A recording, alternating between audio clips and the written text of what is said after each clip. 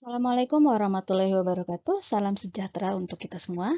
Mudah-mudahan kita semua dalam keadaan sehat dan siap menerima materi kuliah hari ini, yaitu kuliah Kinetika dan Reaktor 16 JKI 4013. Perkenalkan, nama saya Fitria Yulistiani. Saya pengampu mata kuliah ini untuk kelas 2A.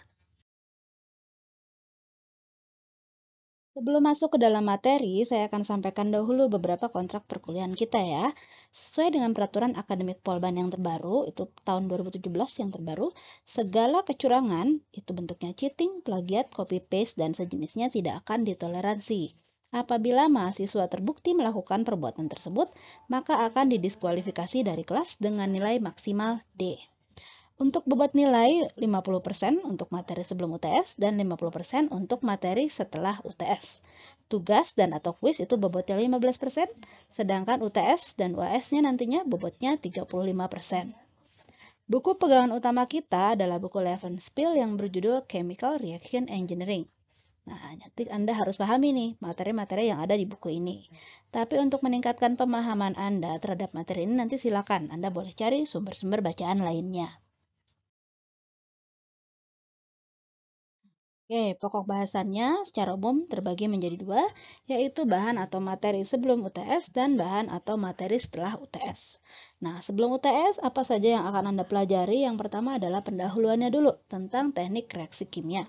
Satu kali ini berarti dalam 1 minggu ya akan diselesaikan. Kemudian tentang kinetika reaksi kimia, ini 2 minggu, pengaruh suhu terhadap kecepatan reaksi kimia 2 minggu, dan analisis data kinetika reaksi kimia homogen. Ini yang cukup panjang, 3 minggu. Nah, nanti setelah UTS baru Anda memperdalam ke jenis reaktor idealnya ya. Mulai dari deskripsi reaktor ideal, jenis-jenis reaksi dalam reaktor, raca masaknya nanti, kemudian formulasi waktu reaksi dan ukuran reaktor untuk mencapai konversi tertentu, strategi mencapai selektivitas pada reaksi kompleks, serta operasi reaktor dan modifikasi ya. Nanti apakah reaktornya akan dipasang seri atau dipasang paralel. Nanti tujuannya adalah untuk mendapatkan kualitas dan kuantitas produk yang kita inginkan.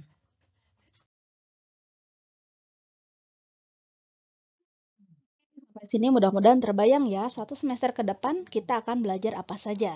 Nah, baik, sekarang kita akan mulai masuk ke materi pertama, yaitu tentang pendahuluan teknik reaksi kimia. Mudah-mudahan kita bisa menyelesaikan materi ini dalam waktu 1 minggu ke depan. Ya, secara umum kuliah kita hari Senin itu teori, hari Rabu kita akan latihan soal dan tanya jawab. Tapi mungkin sewaktu-waktu bisa berubah apabila ternyata teorinya belum dapat diselesaikan dalam satu pertemuan full. Atau mungkin setengah pertemuan sudah selesai ya, kita bisa langsung ke latihan dan tanya jawab ya.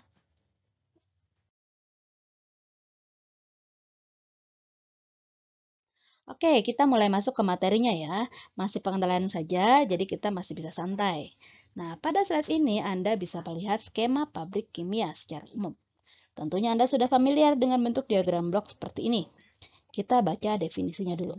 Jadi pabrik kimia secara umum berfungsi untuk memproduksi produk yang diinginkan secara ekonomis menggunakan umpan yang dilewatkan pada berbagai tahapan atau langkah proses. Ya. Oke, kita lihat diagram bloknya. Bagaimana prosesnya suatu bahan baku dapat diubah atau dikonversi menjadi produk. Pertama, bahan baku akan melewati yang namanya proses fisik dulu. Apa itu proses fisik? Contohnya penyeragaman ukuran ya. Misalkan harus semuanya 200 mesh. Oke, kita ayak dulu. Kita pakai shift shaker kalau di lab kita. Atau kalau di pabrik kimia itu ada alat namanya hopper. Kayak ayakan tapi raksasa gitu besar. Ya. Nah, pada tahap proses fisik ini mungkin juga perlu pencampuran atau mixing. Jadi berbagai senyawa atau bahan baku harus campur dulu baru masuk ke reaktornya.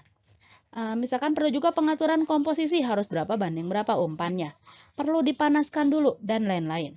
Nah, berbagai tahapan fisik ini Anda pelajarinya di mata kuliah operasi teknik kimia, baik OTK 1, 2, ataupun 3. Kemudian ada tambahan lagi di materi perlakuan mekanik. Setelah tahap fisik tadi, baru masuk ke tahap proses kimia. Nah, di sini proses intinya adalah reaksi. Di diagramnya ini diberi kotak merah karena bagian ini yang akan diperdalam lewat mata kuliah kinetika dan reaktor. Selanjutnya ada proses fisik lagi setelah proses kimia. Biasanya produk reaksi itu bisa macam-macam dan belum tentu semuanya adalah produk yang kita inginkan. Oleh karena itu, perlu proses tambahan yang dinamakan dengan proses pemisahan, supaya kita bisa mendapatkan produk yang kita inginkan. Ya, pemisahan bisa juga prosesnya pemekatan, supaya konsentrasi produk yang kita inginkan lebih tinggi. Secara khusus, proses pemisahan ini dipelajari di mata kuliah OTK juga, ya, ada OTK 1, 2, dan 3. Nah, setelah dipisahkan, barulah keluarannya adalah produk yang kita inginkan. Yang tidak kita inginkan bisa di-recycle ke proses fisik yang di awal tadi. Ya, jadi supaya tidak ada produk yang terbuang percuma. Secara umum, pabrik yang menjalankan proses dengan tahapan seperti di gambar ini dikenal dengan istilah pabrik kimia. Ya, contohnya apa? Pabrik kimia itu pabrik petrokimia yang produk-produknya senyawa kimia. Ada pabrik pupuk, mungkin di situ ya, ada pabrik amonia, urea, dan lain sebagainya. Nah, kalau Anda ketemu sebuah pabrik yang tidak ada reaksi kimianya, berarti dia tidak termasuk dalam kategori pabrik kimia. Contohnya apa yang tidak termasuk pabrik kimia? Contohnya pabrik yang hanya mengemas. Jadi sifatnya, misalkan pabrik pupuk, ada pabrik khusus pengemasnya. Dia punya bahan baku pupuknya, hanya dicampur saja NPK. Misalkan N dengan P dengan K dicampur, baru dikemas. Tidak ada reaksi, hanya ada pencampuran. Kemudian kilang minyak. Kilang minyak itu hanya ada pemisahan. Prosesnya cracking. Pemisahan atau pemecahan rantai panjang jadi rantai pendek. Tidak ada reaksi di situ. Ya, kecuali nanti yang untuk membentuk produk lain dari bahan baku minyak bumi itu masuk ke pabrik kimia. Kalau hanya kilang dia tidak. Kemudian pabrik gula misalkan itu hanya mengambil dari tebu dijadikan gula. Di situ hanya ada proses pemanasan kristalisasi, tidak ada reaksi. Jadi dia pabrik tapi bukan pabrik kimia.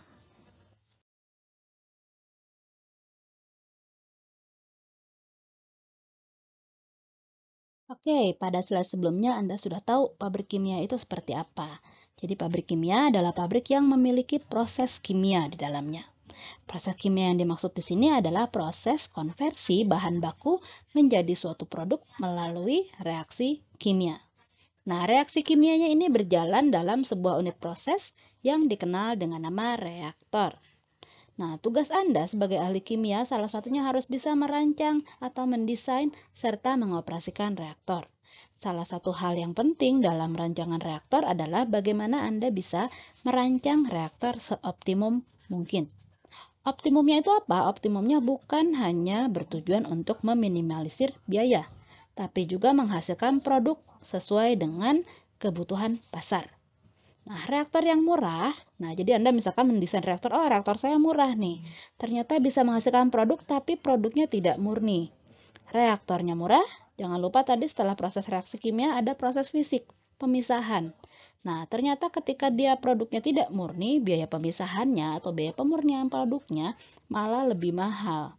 Jadi biaya produksi secara keseluruhan lebih mahal. Jadi reaktor saya murah nih, tapi produknya masih banyak pengotor, harus dipisahkan lagi. Biaya pemisahannya itu ternyata sangat tinggi. Jadi kita mengorbankan biaya reaktor, ternyata kita harus mengeluarkan biaya yang lebih tinggi di proses pemisahan. Jadi itu belum optimum, berarti tidak optimum ya, karena optimumnya hanya di sisi reaktor. Anda harus melihat optimasi biaya proses produksi secara keseluruhan. Itu tugas ahli teknik kimia.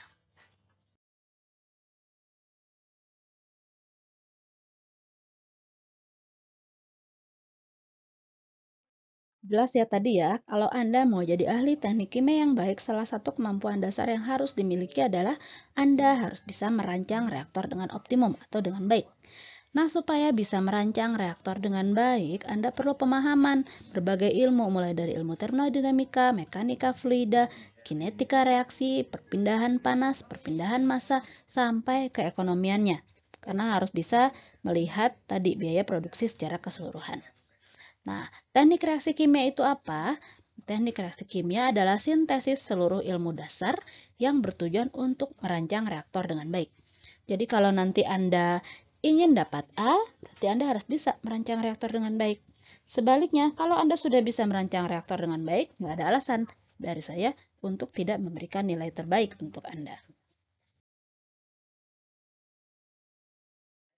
Oke, dari tadi sudah disebut-sebut tentang reaktor ya, bahwa Anda sebagai ahli teknik kimia harus bisa merancang reaktor yang baik atau yang bagus. Nah, bagaimana kita mengukur apakah reaktor kita sudah baik atau belum? Nah, itu kemampuan reaktor atau kinerja reaktor diukur dari pola kontak aliran di dalam reaktor dan persamaan kinetikanya. Nah, apa itu pola kontak? Pola kontak menunjukkan bagaimana material atau umpannya atau senyawanya mengalir dan kontak satu sama lain di dalam reaktor. Secepat apa atau selambat apa pencampurannya? Apakah mudah menyatu dengan material lain atau tidak? Itu ditunjukkan lewat contacting pattern atau pola kontak. Sedangkan yang kedua yaitu kinetika menunjukkan seberapa cepat reaksi terjadi. Apabila reaksinya sangat cepat, maka produk reaksi Anda bisa langsung tentukan lewat kesetimbangan saja. Ya. Nah, tapi kalau ternyata tidak terlalu cepat, maka produk yang dihasilkan harus dihitung, diketahui atau dipengaruhi oleh laju reaksi, juga mungkin perpindahan massa dan perpindahan panas. Jadi output atau produk merupakan fungsi dari input bahan bakunya, kinetikanya, kecepatan reaksi, dan pola kontaknya.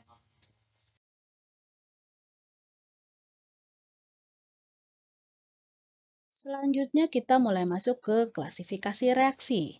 Nah, yang pertama, reaksi bisa diklasifikasikan berdasarkan jenis fasa yang terlibat. Jadi ada reaksi homogen dan ada reaksi heterogen. Reaksi itu homogen kalau hanya terjadi pada satu fasa ya. Jadi reaktannya dan produknya itu sama-sama ada di fasa yang sama. Nah, kalau heterogen, reaksi terjadi pada dua fasa atau lebih. Bisa jadi reaktan dan produknya beda fasa, atau mungkin dengan katalisnya juga beda fasa. Nah, itu reaksi heterogen.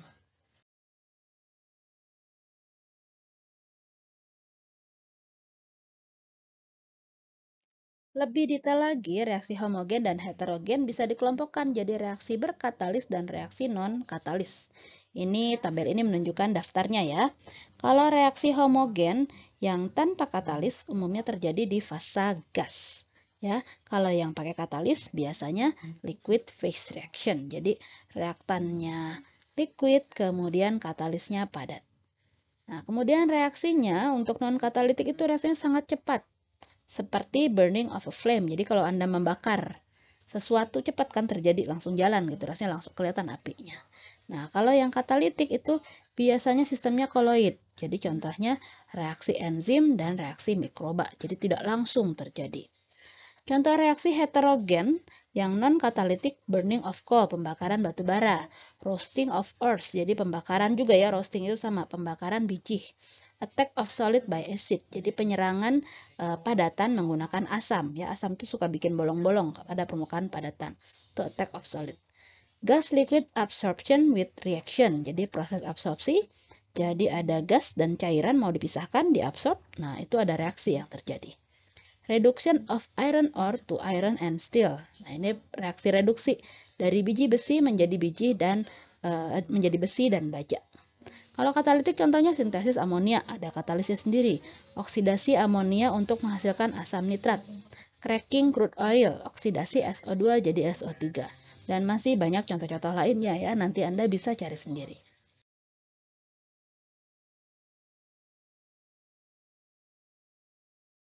Setiap reaksi pasti ada variabel yang mempengaruhi lajunya. Nah, kalau reaksi homogen, apa saja yang mempengaruhi lajunya? Yang pertama, temperatur atau suhu, tekanan, dan komposisi. Nah, kalau heterogen, ada tambahan lagi, ada pengaruh laju perpindahan panas dan laju perpindahan massa. Nanti secara detail Anda akan belajar ini ya, pada materi setelah UTS nanti. Oke, kita teruskan tentang definisi laju reaksi. Paling mudah mendefinisikan laju reaksi itu, Anda bisa lihat dari persamaannya atau satuan dari laju reaksinya. Contohnya, yang pertama ya di kiri atas ini, 1 per V dNI per dt. Jadi jumlah mol I yang terbentuk dibagi volume dikali waktu. Jadi Anda bisa mendefinisikan laju reaksi per satuan volume. Dan waktu ya jelas, karena laju pasti ada satuan waktunya. Nah, silakan perhatikan 5 bentuk laju reaksi lainnya. Jadi laju reaksi tidak hanya persatuan volume, bisa persatuan massa padatan, bisa persatuan luas permukaan, bisa satuan volume padatan atau langsung per volume reaktor. Jadi tergantung sudut pandangnya atau mau mendefinisikan laju reaksinya per satuan volume apa nih, atau per satuan massa apa, atau per luas permukaan. Ya, ini tergantung Anda mau mendefinisikannya per satuan apa. Nah, kalau suatu reaksi yang sama mau dinyatakan dalam definisi atau persamaan laju reaksi apapun, tentu lajunya akan sama. Jadi laju reaksi persatuan volume fluida akan sama dengan laju reaksi persatuan massa padatan, persatuan luas permukaan padatan, volume padatan, sampai volume reaktor. Tinggal tadi satuannya, mereka beda-beda tapi sebenarnya laju reaksinya sama gitu. Tinggal data yang diketahui apa. Kalau kita tahunya massa padatan, ya kita pakailah laju reaksi yang ada satuan massa padatannya. Kalau tahunya satuan volume reaktor yang diketahui, ya pakailah yang persamaan laju reaksi yang menyangkut volume reaktor.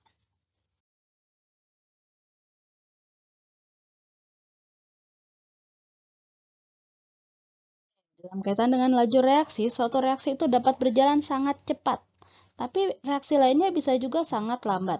Ya, contoh, untuk reaksi produksi polietilen, itu salah satu jenis plastik, atau reaksi produksi bensin dari minyak mentah, itu jalannya cepat. Ya, sementara reaksi pengolahan limbah umumnya berjalan sangat lambat.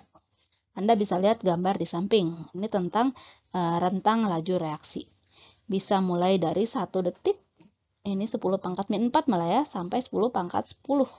Jadi sangat besar rentang laju reaksi ini.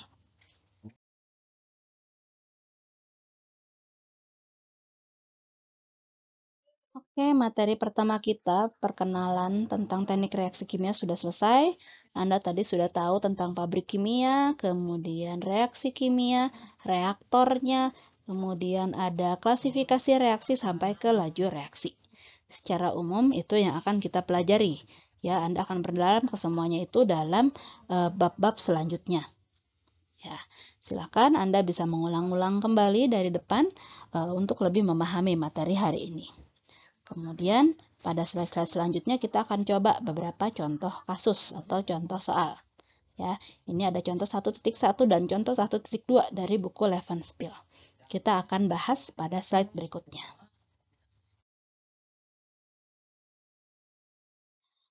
Ini soal 1.1 ya, tentang mesin roket. Kita baca sama-sama dulu soalnya.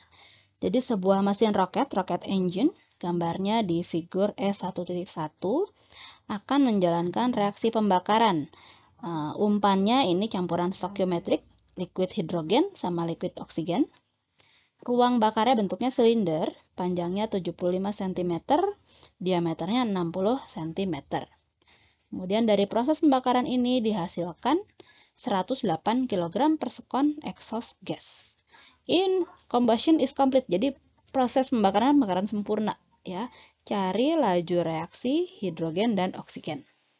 Kita pahami dulu soalnya. Jadi ruang bakarnya silinder, Anda bisa hitung volumenya nih, diketahui panjang dan diameternya. Reaksinya stokiometrik dan pembakaran sempurna, berarti jelas ya H2 plus O2 menjadi H2O, karena ini pembakaran sempurna. Umpannya ada, tapi kita tidak tahu ya lajunya, hanya mixture-nya stokiometrik. Jadi dari produknya 108 kg per sekon, sebenarnya kita bisa hitung mundur untuk tahu berapa banyak umpannya. Oke, kita lihat solusinya atau langkah penyelesaiannya seperti apa. Kita ingin menghitung laju reaksi H2 dan O2. Kita bikin dulu persamaan umumnya ya. Laju reaksi H2 ini ada minus karena dia dikonsumsi, dia reaktan. Jadi min RH2 itu 1 per V, V-nya adalah ruang bakarnya tadi, kita akan cari. dNH2 per dt, satuan waktu, molnya mol H2. Oksigennya sama, 1 per V, dNO2 per dt. Oke, sekarang reaktor volumenya atau volume reaksinya, reaksinya berjalan di seluruh permukaan reaktor. Maka kita bisa hitung volume reaksi atau volume reaktornya ini. Pi per 4 dikali 0,6 kuadrat kali 0,75. Kita dapat volumenya 0,2121 meter kubik. Sekarang kita buat persamaan laju reaksinya. H2 plus setengah O2 jadi H2O. Jangan lupa stokiometrik. jadi harus disamakan dulu nih koefisien reaksinya. Kemudian ini ada ya berat molekulnya. Hidrogen 2 gram mol, oksigen 16, H2O 18. Kita lihat slide berikutnya. Oke, selanjutnya diketahui produknya tadi 108 kg per sekon. Nah, kita ubah dulu satuannya jadi mol. Ya, kita bagi dengan berat molekul. 108 kg per sekon ini ternyata sama dengan 6 kmol per sekon. Karena stokiometrik, dari sini kita bisa hitung H2 yang digunakannya 6 kmol, kemudian O2-nya 3 kmol. Karena tadi H2 koefisiennya sama-sama 1, O2-nya koefisiennya setengah, ya jadi setengahnya. Oke, kita teruskan ke slide berikutnya. Oke, kita sudah tahu molnya, kita sudah tahu volumenya, kita tinggal masukkan ke persamaan umum laju reaksinya tadi ya. Min RH2 sama dengan 1 per V dikali mol H2 per satuan waktu. Ya, kita bisa hitung dapatnya 2,829 kali 10 pangkat 4 mol per meter kubik roket. Tadi kita pakai roket engine ya per detik. Yang oksigen bagaimana? Sama. Yang oksigen juga berarti setengahnya 1,415 kali 10 pangkat 4. Nah, kita sudah dapat laju reaksinya. Di sini ada note, silakan bandingkan hasil yang diperoleh dengan figur 1,3 tadi. Yang ketika kita membahas laju reaksi itu dari sangat cepat ke sangat lambat. Kita lihat ya, ternyata di skala 10,4 sesuai ya di gambarnya. Ini untuk area rocket engine.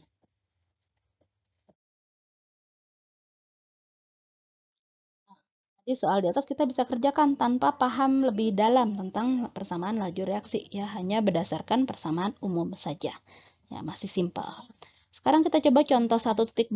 Ini kita akan menganggap seorang manusia sebagai sebuah reaktor. Ya, human being, jadi seorang manusia, beratnya 75 kg, mengkonsumsi sekitar 6.000 kJ makanan per harinya.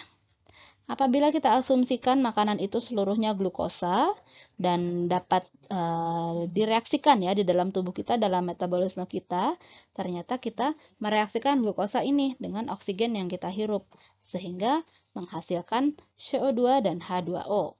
Ya, ada laju reaksinya. Entalpi reaksinya 2816 kJ. Nah, dari sini Anda diminta untuk menghitung laju metabolisme manusia. Ini laju kehidupannya, laju dia mencintai, laju dia tertawa. Jadi metabolisme dalam tubuh manusia itu dalam bentuk mol oksigen yang digunakan per meter kubik manusia per satuan waktu.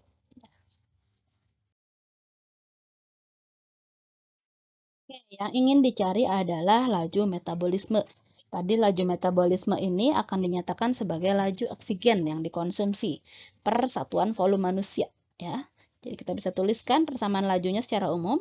1 per V dN per dt. Jadi 1 per V volumenya volume manusia. Tadi kita punya berat orangnya 75 kg. Kemudian mol O2 yang digunakan per satuan waktu. Oke. Pertama, kita harus cari tahu dulu densitas manusia ya. Ini kita asumsikan dulu saja bahwa densitasnya itu sama dengan air lah, anggap, karena badan kita juga hampir sebagian besar air ya. Jadi densitasnya 1000 kg per meter kubik. Nah, karena itu kita bisa hitung manusia yang beratnya 75 kg itu ternyata volumenya sekitar 0,075 meter kubik. Silakan teruskan ke slide berikutnya. Oke, selanjutnya ini agak rumit sedikit ya, tapi masih sederhana sebenarnya. Kita lihat kembali persamaan reaksinya, ini glukosa bereaksi dengan 6 mol oksigen menjadi 6 mol CO2 dan 6 mol H2O. Delta reaksinya 2816. Nah, yang diketahui adalah tadi manusianya mengkonsumsi glukosanya 6000 kilojoule. Jadi sebenarnya berapa oksigen yang digunakan dalam satu hari? Intinya kan begitu.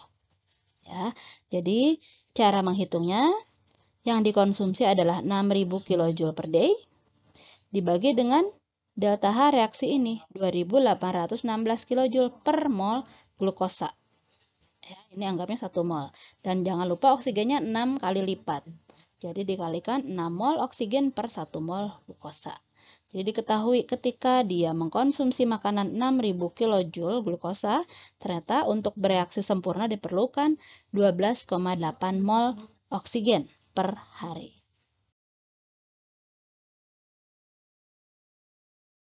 Oke, kita sudah tahu mol oksigen yang digunakan berapa, volume manusianya berapa. Nah, kita tinggal masukkan ke laju reaksi sama dengan 1 per V dN per dt.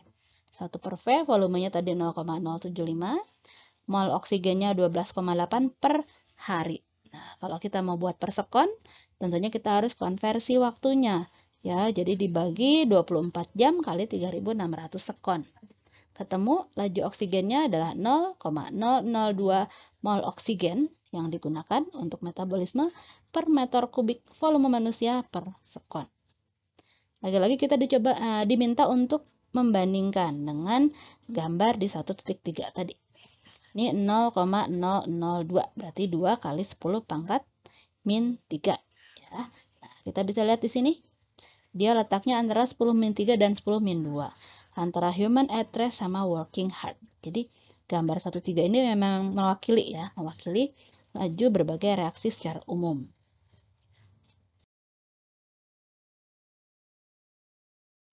Oke, kita sudah selesai mempelajari materi 1.1. Silakan Anda coba baca kembali dari awal. Apabila ada yang belum dipahami, silakan Anda boleh bertanya. Ya, nanti kalau sudah, kita bisa lanjutkan ke latihan 1.1.